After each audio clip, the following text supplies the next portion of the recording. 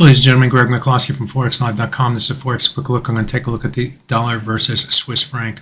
In yesterday's video, I talked about the ups and downs in trading that we saw yesterday. The low price from yesterday came down near the 100-hour moving average. That was the same moving average that held support on Friday's trade and in the early Asian session here. So three different looks down toward the 100-hour moving average and three different times of price had bounced back to the upside. On the top side, we did have this resistance trend line. This trend line formed right here against swing highs, swing highs, swing highs, and swing highs, and then we broke above it on in trading on Thursday of actually Friday of last week, and the price moved above the 38.2% retracement as well of the move down from this high going back to the end of June to the low price that we saw last week, and the inability to move above that level sent the price back down in trading. Yesterday we came right up to that 38.2, right up to that old trend line, and found willing sellers against that level, and that's what happened in early trading here today in the Asian session.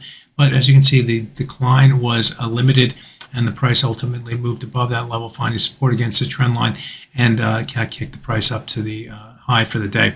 Now the high for the day did stall against and ahead of the 50% retracement. That level comes in at 0.8784, and if the dollar versus Swiss is going to go higher, we need to get above that level. But having said that, on the downside, the break of this trend line, the break of the 38.2% retracement level remains a key support. And as you can see, the low price in trading in the New York session came down to within a few pips of that old trend line and found support buyers against that level, currently trading at 0.8760.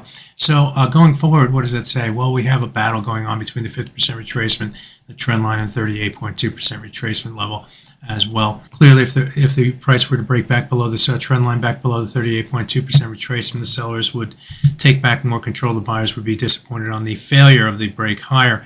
Conversely, the buyers I'd still give the tilt in the short term, at least, to the buyers above the trend line, and as long as they can remain above that level of 50% retracement at 0.8784, if broken, would have traders looking back up toward the 88.09 level and then toward the 61.8% retracement at the 0.88387. So buyers are trying, making a play here in the dollar versus Swiss. We'll see if they can continue to keep that momentum going. My name is Greg McCloskey. Good fortune with your trading. Bye-bye now.